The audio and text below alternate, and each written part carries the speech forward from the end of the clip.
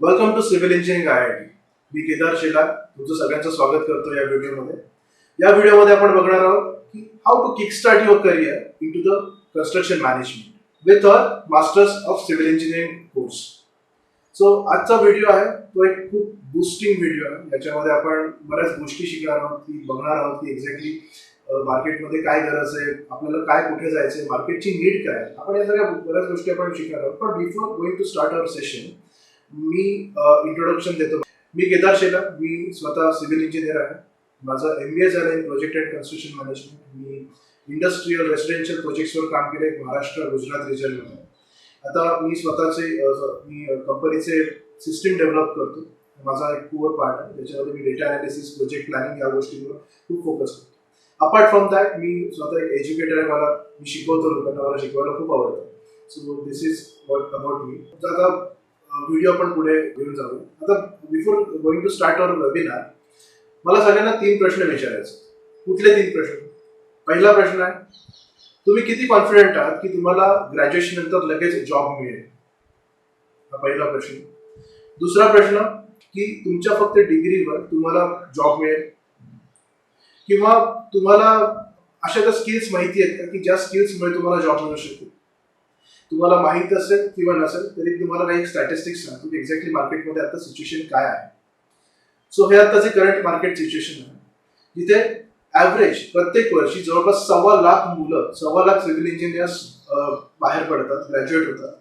त्यातल्या 93% जे ग्रॅज्युएट्स आहेत त्यांना एकतर जॉब मिळत नाही किंवा त्यांना एक डिझायर्ड जॉब मिळत नाही. ते जे शिकलेत त्याच्या व्यतिरिक्त जॉब मिळतो. आता यापैकी जवळपास 8,700 असे काही इंजिनियर्स आहेत ज्यांना जॉब मिळतो कारण ते कॉम्पिटंट आहेत त्या जॉबसाठी. They are fit for their Rolls.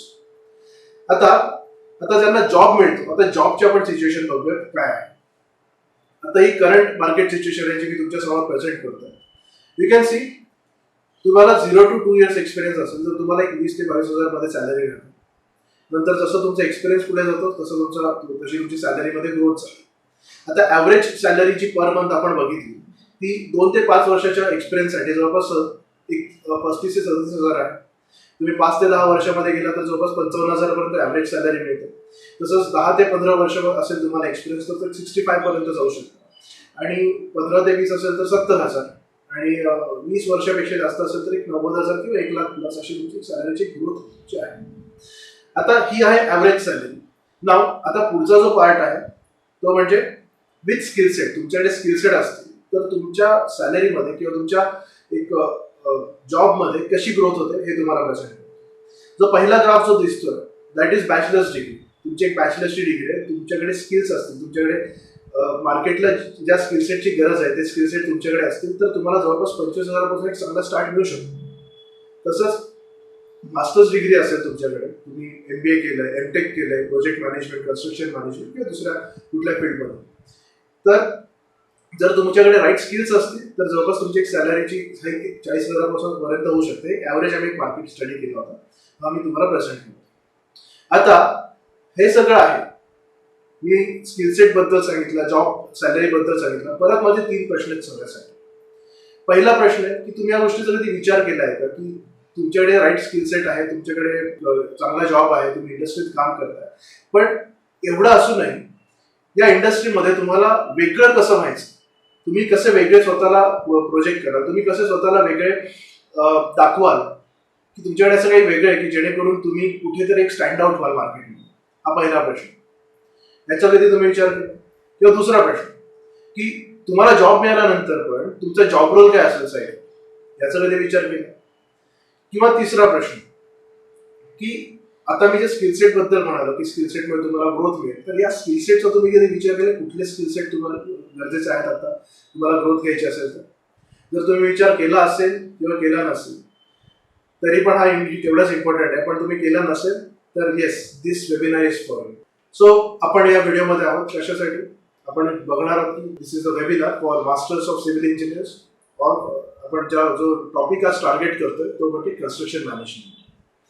So आजचा जो व्हिडिओ आहे, मी जवळपास एका वर्षामध्ये मी डेटा अनालिसिस काम करतो, मी तसं सांगितलं. मी एका वर्षामध्ये जवळपास 15+ नॅशनलाइज कंपन्यांबरोबर काम केलं. मी त्यांना सिस्टीम्स डिलिव्हर केल्या, मी त्यांच्याशी बोललो, मी आणि नितेशने.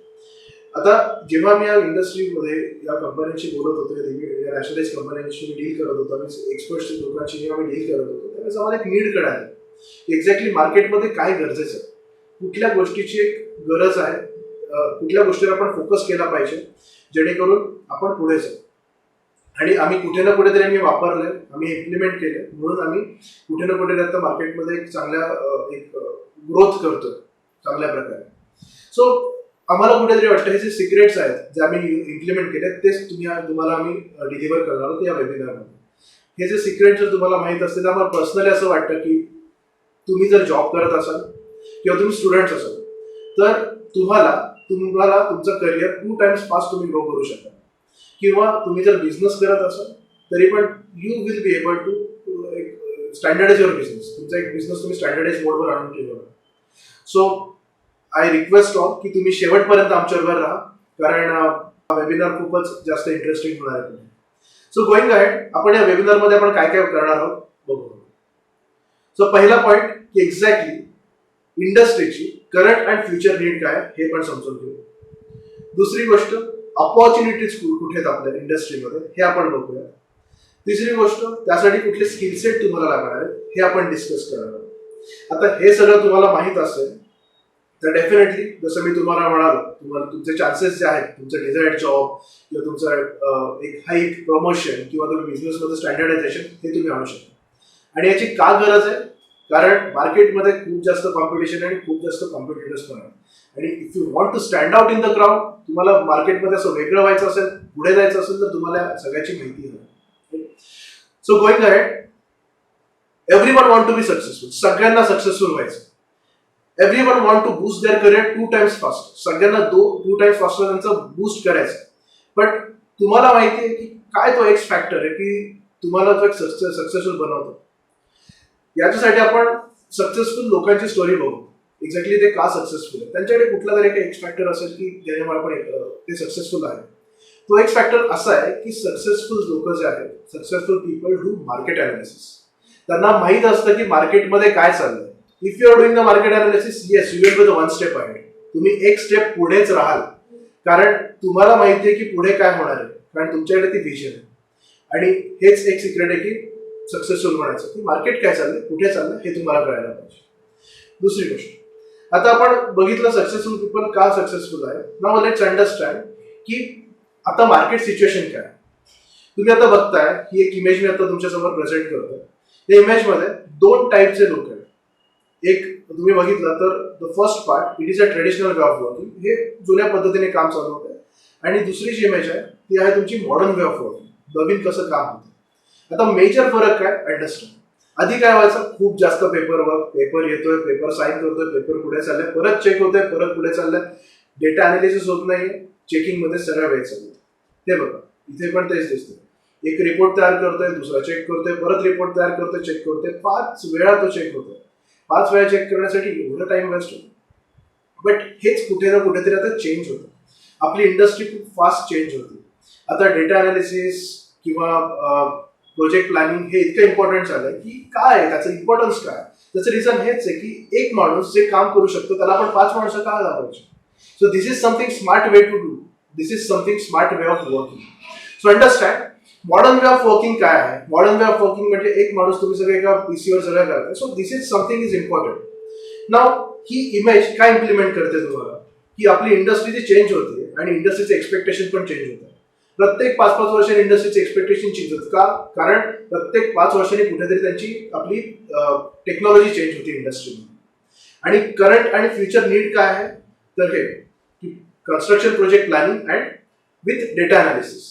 So this is your current and future need. Now let's understand how. So currently आता आपण जे प्रॉब्लेम फेस करतो ते कुठले प्रॉब्लेम्स आहेत की एकतर म्हणजे तुम्ही जर इंजिनियर असाल साईटवर किंवा तुम्ही प्रोजेक्ट मॅनेजर असाल किंवा तुम्ही एमडी असाल, प्रत्येक लेवलला काहीतरी प्रॉब्लेम होतात. तुम्ही जर प्लॅनिंग इंजिनियर असाल तर तुमची कंप्लेंट काय की साईटवरून डेटाच येत नाही, त्यानंतर कोण कॉर्डिनेटच करत नाही. तुम्ही जर प्रोजेक्ट मॅनेजर असाल तर तुमची कंप्लेंट आहे की ओके मला साईटवरून राईट डेटा येत नाहीये, प्युरिफाईड डेटा येत नाहीये, किंवा मला टाइमवर डेटा मिळत नाहीये किंवा रिपोर्ट जनरेट होत नाहीत का, कारण मला पुढे टॉप मॅनेजमेंटला दाखवायचं. आता टॉप मॅनेजमेंट जेव्हा म्हणतं की ओके मला आज रिपोर्ट पाहिजे, आज मिळतो तुम्हाला रिपोर्ट, नाही मिळत. एक्झॅक्टली हाच प्रॉब्लेम होतो. प्रॉब्लेम आपण जे डिस्कस केला, तुमच्या डिझाईनमध्ये प्रॉब्लेम येतो, नंतर तुमचं कॉर्डिनेशन होत नाहीये, डेटा येत नाहीये, त्यामुळे डेटा अनालिसिस होत नाहीये, डेटा अनालिसिस होत नाही म्हणून तुम्हाला वेळेवर रिपोर्ट मिळेल. सो खूप सारे प्रॉब्लेम्स आहेत. त्याच्या व्यतिरिक्त कॉर्डिनेशन आणि येस हे सगळं नसेल तर कुठे ना कुठे तुमचं डिरेक्शनलेस वर्क पण होणार. आता हे सगळे प्रॉब्लेम्स आहेत. या प्रॉब्लेम्समुळे एक्झॅक्टली होतं काय प्रोजेक्टवर, तर हे काय टाइम अँड कॉस्ट ओव्हररन. प्रत्येक गोष्ट, प्रत्येक problem that you are facing at your site, it is going to lead to your time and cost overrun. Now let's understand. आता हा जो ओव्हररन होतोय त्याची एक मार्केट अनालिसिस तुम्हाला सांगतो काय होतं. मी नंबरमध्ये स्टॅटिस्टिक्स फिगर तुम्हाला सांगतो. नाव हा जो रिपोर्ट मी तुम्हाला प्रेझेंट करतोय, हा जो प्रेझेंट केलाय, it was presented bye KPMG and PMI. पहिला जो डायग्राम आहे, पहिल्या फिगर मध्ये तुम्ही बघताय तर हा एक तुम्हाला शेड्यूल ओव्हररन करतो. टाइम ओव्हररन कसं होतं हे तुम्हाला कळतं. ॲव्हरेज 25% टाइम ओव्हररन असते, 25%. आणि आपल्याला माहिती आहे की आपला टाइम जो आहे तो directly proportional to your cost, right. So आता जर तुमचा टाइम जर directly proportional to your cost असेल तर तुमचं कॉस्ट पण कुठेतरी व्हेरी होते. तुम्ही बघितलं तर ॲव्हरेज 20% कॉस्ट ओव्हररन असते, 20%. आणि तुम्हाला माहिती आहे 20%ची कॉस्ट किती. हा जो रिपोर्ट आहे जो तुम्हाला प्रेझेंट करतो, it was presented bye times of India, ज्याच्यामध्ये म्हटलंय की जवळपास 1670 प्रोजेक्ट आहेत. त्याच्यापैकी 432 प्रोजेक्ट असे आहेत की त्यांची कॉस्ट 150 करोड आहे किंवा 150 करोडपेक्षा जास्त आहे. आता हे जे प्रोजेक्ट्स आहेत हे they are facing 20% of the cost overrun. आणि 20% ची कॉस्ट आहे ही 4.29 lakhs of crores. It's a waste of money, it's a huge loss. कोणाचा आहे, आपलाच, बरोबर. सो प्रत्येक इंडस्ट्रीला, प्रत्येक कंपनीला आपल्याला हा लॉस कमी करायचा का, कारण प्रत्येक कंपनीला जे पाहिजे, काय पाहिजे, प्रॉफिट पाहिजे का कंपनी चालू ठेवायची. So every company is fruit that you know the company which is in need of something is the profit. So profit पाहिजे असेल तर हे लॉसेस कमी करायला लागतील. आणि हे जर लॉसेस कमी करायचे असेल तर तुम्हाला एक चांगली सिस्टीम किंवा चांगली टेक्नॉलॉजी अडॉप्ट करायला पाहिजे जी तुम्हाला जगाच्या बरोबर चालू देईल. आणि त्यामुळेच कुठे ना कुठेतरी आपली इंडस्ट्री आता चेंज होत चालली आणि याचं रिअलायझेशन इंडस्ट्रीला होतं. आणि इंडस्ट्री ऍक्सेप्ट करते का, कारण they want to bounce back.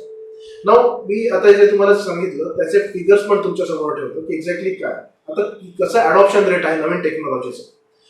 Now हा जो ग्राफ मी प्रेझेंट केला त्याच्यात बेसिकली 3 लेव्हल्स आहेत. आय मीन 3 वेगवेगळे सेक्टर्स आपण टार्गेट केले. एक तुमचं स्मॉल स्केल, एक मिडल स्केल आणि एक लार्ज स्केल.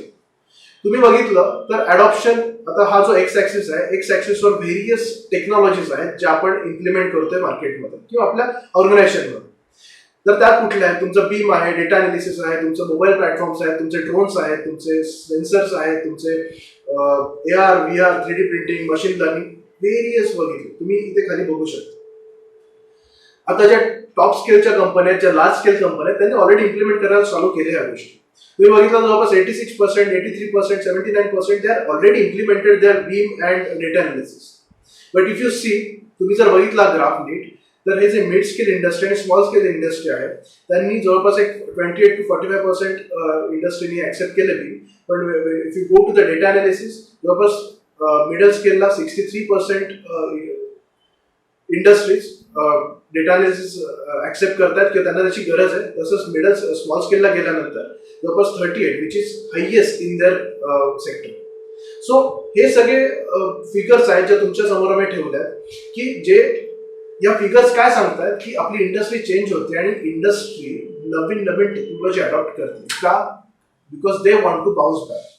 सो आता बघूया आपण की exactly project planning, construction project planning म्हणजे काय. सो ही एक डेफिनेशन आहे कन्स्ट्रक्शन प्रोजेक्ट प्लॅनिंगची की construction project planning it is a strategic practice to finish your project, to complete your project within your time and cost. आपण एक strategic practice आहे या 2 पॅरामीटर्सवर काम करण्यासाठी.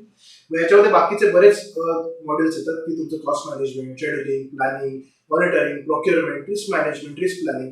सो या बऱ्याच गोष्टी त्याच्यामध्ये येतात. सो हा पार्ट झाला तुमचा कन्स्ट्रक्शन प्रोजेक्ट मॅनेजमेंटचा. Now let's understand construction project what is project planning with respect to the project management triangle. Like one of the important aspect आहे construction management मध्ये. So understand, 3 कुठले पॅरामीटर्स आहेत? पहिला scope, दुसरा time आणि तिसरा आहे cost with respect to your quality. आता बघितलं तर स्कोप जेव्हा आपला चेंज होतो, जेव्हा स्कोप चेंज होतो तेव्हा तुमचा इफेक्ट तुमच्या टाइम आणि कॉस्टवर होतो. तुमची टाइम आणि जर स्कोप वाढला तर टाइम आणि कॉस्ट वाढणार. जर तुम्ही टाइम कमी केला, स्कोप तेवढाच ठेवला, तर कॉस्ट तुमची वाढणार आहे कारण रिसोर्सेस तुम्ही जास्त लावणार. तसंच तुमचं कॉस्ट आहे, तुम्ही कॉस्ट तुमची कमी केली, तुमचा स्कोप आणि टाइम तेवढाच ठेवला, तर कुठे ना कुठे तुमच्या क्वालिटीवर फरक पडणार. सो हा एक प्रोजेक्ट मॅनेजमेंट ट्रायंगल आहे आणि प्रत्येक प्रोजेक्ट मॅनेजरला किंवा प्रत्येक प्रोजेक्ट इंजिनियरला इथे जगलिंग करायला लागतं किंवा हे आपल्याला पुढे घेऊन जायचं असतं. म्हणतात ना एक तारेवरची कसरत. सो आता बघूयात आपण की कुठली डिपार्टमेंट्स आहेत आपल्या प्रत्येक ऑर्गनायझेशन. आपल्या ऑर्गनायझेशनमध्ये बिलिंग डिपार्टमेंट आहे, प्रोक्युरमेंट आहे, क्वालिटी डिपार्टमेंट आहे, सेफ्टी आहे, तसंच तुमचं टेंडरिंग आहे, कॉन्ट्रॅक्ट्स आहे, मेनी मोर. पण आजच्या वेबिनारमध्ये आपण फोकस करणार आहोत प्लॅनिंग डिपार्टमेंट. एक्झॅक्टली बघणार आहोत की प्लॅनिंग डिपार्टमेंट काय आणि त्याचं इम्पॉर्टन्स काय. अंडरस्टँड. सो पहिल्यांदा आपण बघूयात की प्लॅनिंगचे जॉब रोल काय. आपण प्लॅनिंग मध्ये काय काय करतो. प्लॅनिंग करतो म्हणजे आपण आपलं प्रोसेस डिफाईन करतो, आपण गाईडलाईन सेट करतो, आपण टेक्निक सेट करतो आपल्या प्रोजेक्टसाठी. याच्या व्यतिरिक्त आपण स्टेक होल्डर्सला मॅनेज करतो. स्टेक होल्डर्स कोण? तुमच्या वेंडर पासून, तुमच्या क्लायंट पासून, तुमच्या लेबर पासून, तुमच्या इंजिनियर्स पर्यंत, स्टाफ पर्यंत जेवढे लोक इन्व्हॉल्व आहेत तुमच्या प्रोजेक्टमध्ये आपण सगळ्यांना मॅनेज करतो थ्रू हा आपला एक प्लॅनिंगचा जॉब रोल आहे. तसंच to control your time and cost. त्याच्यानंतर आयडेंटिफाय द रिस्क आयडेंटिफाय करणं, रिस्कचे ऍक्शन प्लॅन तयार करणं, मिटिगेट करणं जेव्हा ऍक्च्युअली ती इम्पॅक्ट. त्यानंतर होतं तुमचं प्रोजेक्ट शेड्युलिंग, प्रोजेक्ट बजेटिंग. त्याच्यानंतर डॉक्युमेंटेशनचं काम यायचं. तुम्ही साईडवर आहे तर व्हेरियस डॉक्युमेंट्स आहेत, आपण पुढे डिस्कस करणार आहोत. But documentation one of the job role for the planning. Apart from that planning quality, planning safety, then your project coordination among all the departments, the people involved in the project. हे सगळे important job role आहे, ते सगळ्यांना माहिती आहे. पण एक job role आहे तिथे आपण कुठेतरी मिस होतो आणि जी कुठेतरी इंडस्ट्रीची गरज आहे, जी आता करंट अँड फ्युचर नीड आहे. तो कुठला जॉब रोल आहे?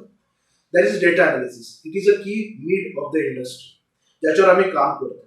सो आता आपण बघूया की कन्स्ट्रक्शन प्रोजेक्ट प्लॅनिंग नंतर कन्स्ट्रक्शन प्रोजेक्ट मॅनेजमेंटमध्ये जॉब ऑपॉर्च्युनिटी किंवा बिझनेस ऑपॉर्च्युनिटीज काय काय आहे. सो ऑपॉर्च्युनिटीज बघितला कन्स्ट्रक्शन प्रोजेक्ट मॅनेजमेंटमध्ये, तर तुम्ही जर जॉब करत असाल तर तुम्ही काही वर्षानंतर प्रोजेक्ट मॅनेजर होऊ शकता, तुम्ही कन्स्ट्रक्शन मॅनेजर होऊ शकता, तुम्ही डिझाईन मॅनेजर होऊ शकता, किंवा तुम्ही प्रोजेक्ट कोऑर्डिनेटर होऊ शकता, प्लॅनिंग इंजिनियर होऊ शकता, किंवा तुम्ही क्वांटिटी सर्वेअर होऊ शकता, किंवा शेड्युलिंग वाले होऊ शकता, किंवा डॉक्युमेंट कंट्रोलर होऊ शकता, किंवा तुम्ही डेटा अनालिसिस्ट होऊ शकता.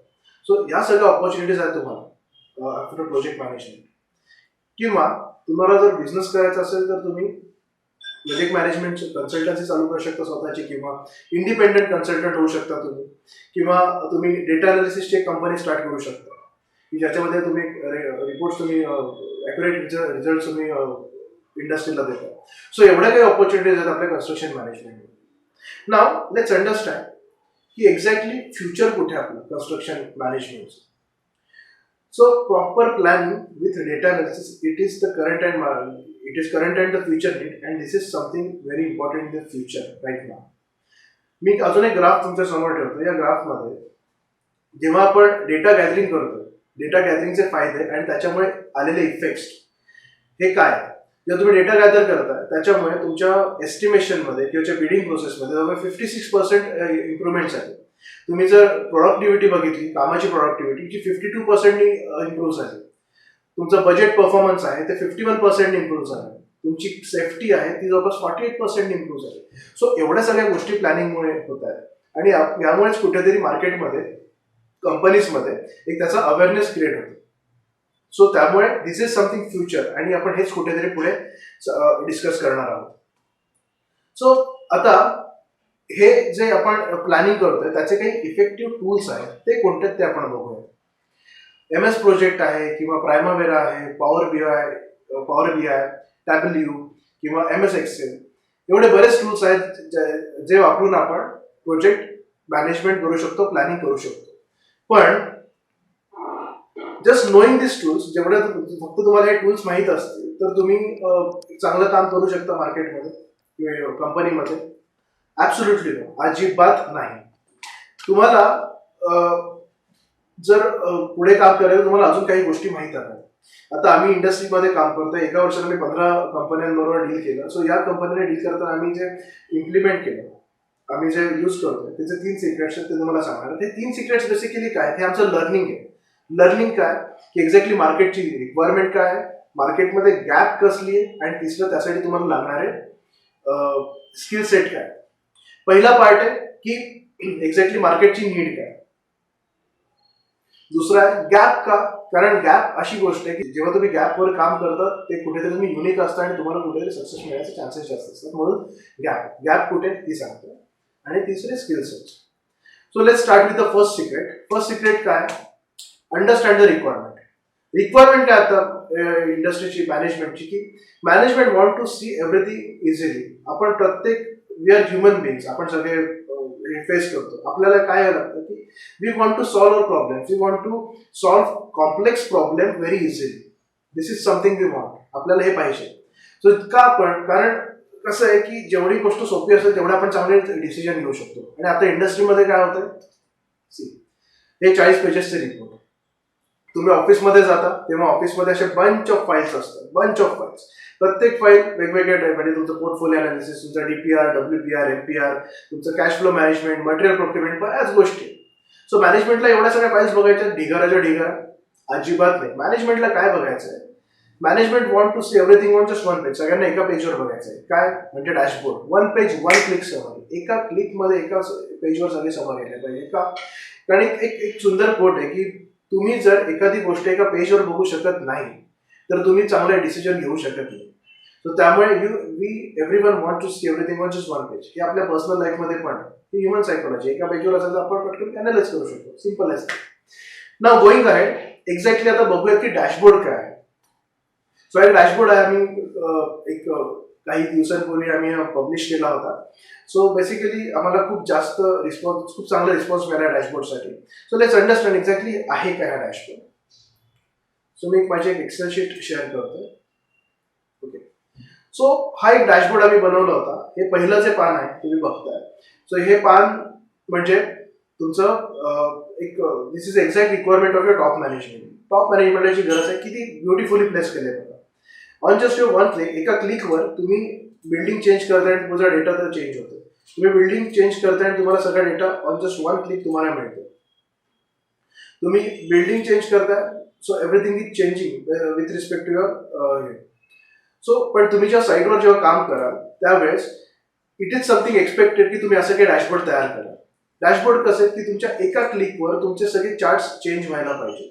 यामध्ये कुठले कुठले डेटा आहे की तुमचं डिपार्टमेंट कसं काम करतंय, किंवा तुमचं प्लांट किती होतं, प्लांट अमाऊंटचं किती काम होतं, त्याच्या अगेन्स्ट तुम्ही ॲक्च्युअलमध्ये किती अमाऊंटचं काम पूर्ण केलं आहे, किंवा तुमच्या फ्लोअर वाईज किती कम्प्लिशन आहे, किंवा तुमचं ट्रेड वाईज काय कम्प्लिशन आहे, किंवा तुमचं पॅकेज वाईज काय कम्प्लिशन आहे. पॅकेजमध्ये तुमचं सिव्हिल असेल, तुमचं फिनिशिंग असेल, किंवा तुमचं एमईपी असेल, किंवा डिले असतील, डिले किती झाले मार्केट तुमच्या प्रोजेक्टवर, किंवा तुमच्या एका क्लिकवर असा डेटा यायला पाहिजे की तुमचे किती लेबर काम करतायत साईटवर on just one click. Various trades wise, तुमच्या मंथ वाईज, तुमच्या वेंडर वाईज सगळा डेटा रिफ्लेक्ट. सो असं काहीतरी डेव्हलप करायला पाहिजे, जेणेकरून मॅनेजमेंटला एक अंदाज येतो की एक्झॅक्टली प्रोजेक्टवर काय चाललंय एका पेजवर.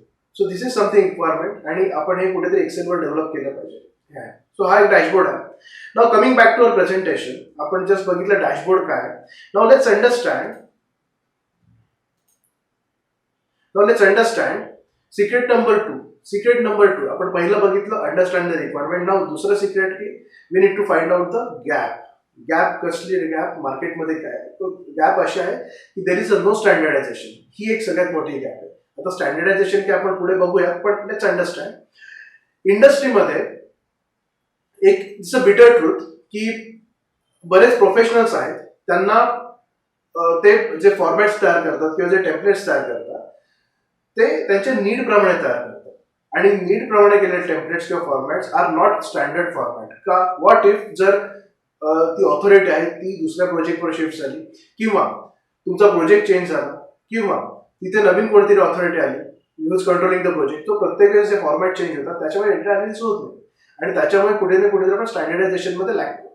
आणि याच्यामुळेच ही कंडिशन होते की तुमचे 40 पेजेस ऑफ रिपोर्ट हे जे होत आहेत ते तुमचे 40 पेजेस ऑफ रिपोर्ट हा एक मेन इश्यू आहे. नाव आपण बघितलं एक्झॅक्टली गॅप काय. गॅप आहे की स्टँडर्डायझेशन होत नाही. आता आपण बघूयात की स्टँडर्डाइज फॉर्मॅट कुठले जे तुम्हाला साईटवर यूज करायचे. स्टँडर्डाइज फॉर्मॅट्स आहेत. पहिलं म्हणजे मास्टर शेड्यूल, त्यानंतर तुमचं प्रोक्युरमेंट शेड्यूल, ड्रॉइंग सिस्टीम्स, तुमचे daily progress report, weekly progress report, monthly progress report, performance measurement, तुमचं बजेट ट्रॅकिंग, तुमचं कम्युनिकेशन मॅट्रिक्स, तुमचं deal analysis, MIS report that is management information system, ketchup plans. नंतर there are 15+ formats आहेत, खूप formats आहेत. So हे standardise format हे मी तुम्हाला का प्रेझेंट करतो, कारण बिईंग अ प्लॅनिंग इंजिनियर किंवा प्रोजेक्ट इंजिनियर तुम्हाला माहित आहे, कारण जेव्हा तुम्ही जॉब चालू कराल साईटवर हा तुमचा एक बेसिक जॉब रोल असेल ते तुम्हाला फिल आउट करायचं तुम्हाला माहित आहे. सो हे कुठले स्टँडर्डाइज फॉर्मॅट्स आहेत. मग आपण आता बघितलं स्टँडर्डाइज फॉर्मॅट काय. आता अंडरस्टँड करू की स्टँडर्डाइज सिस्टीम काय असतं. तुम्हाला एक एक्झाम्पल देतो. हे ज्या 5 बिल्डिंग आहेत, 5 बिल्डिंग आहेत, प्रत्येक बिल्डिंगमध्ये 500 फ्लॅट्स आहेत आणि प्रत्येक फ्लॅटमध्ये 70 ऍक्टिव्हिटी आहेत वेगवेगळ्या आणि आपल्याला हे सगळं ट्रॅक करायचं कुठे काय प्रोग्रेस चालू.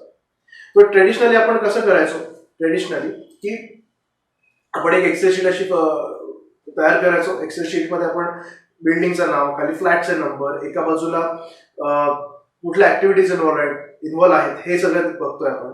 आणि प्रत्येक वेळेस मॅन्युअल आपण इन्सर्ट करतो की ती ऍक्टिव्हिटी संपली आहे का, ती प्रोग्रेस आहे का, ती ऍप्लिकेबल नाही की नॉट स्टार्टेड. सो हे एव्हरी टाइम आपण मॅन्युअली करतोय, त्याचं अनालिसिस होत नाही. सो ज्या असे काही जे टेम्पलेट्स आहेत हे templates are this standardise template?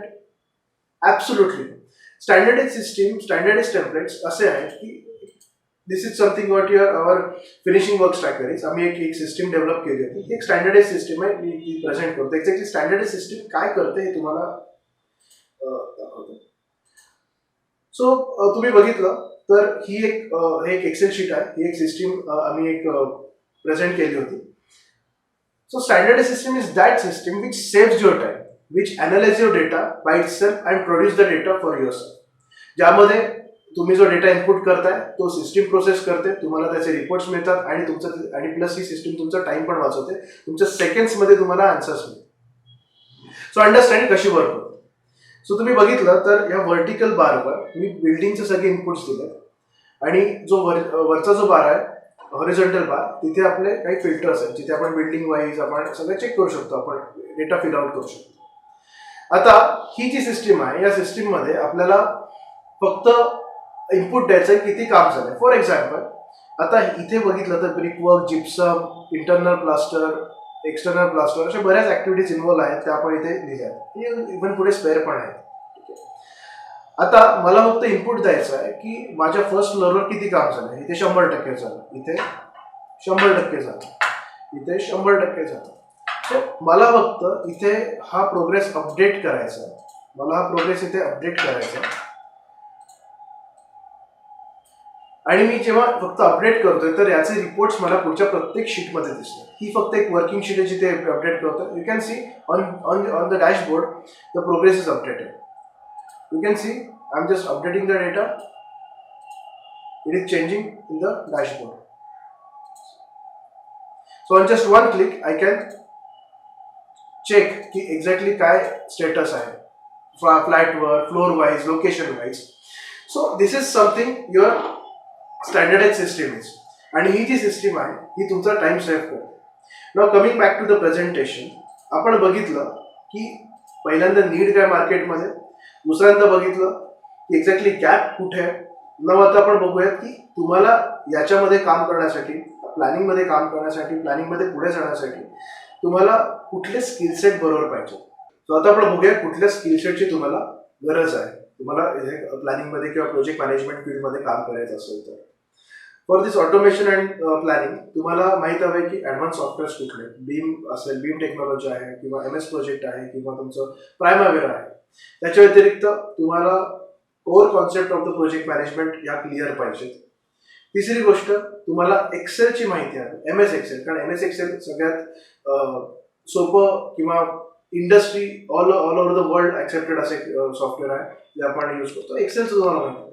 आता एक्सेल ऑटोमेशन काय, तर Excel automation nothing but your MS Excel, advance Excel आपण एक सिस्टम डेव्हलप करतो आणि with the help of some coding आपण ती ऑटोमेशन बेस्ड एक सिस्टम करतो. आता कोडिंगचा जो पार्ट आहे तो सॉफ्टवेअरचा आहे, पण बिंग अ सिव्हिल इंजिनियर आपल्याला माहिती आहे ॲडव्हान्स एक्सेलवर कसं काम करायचं.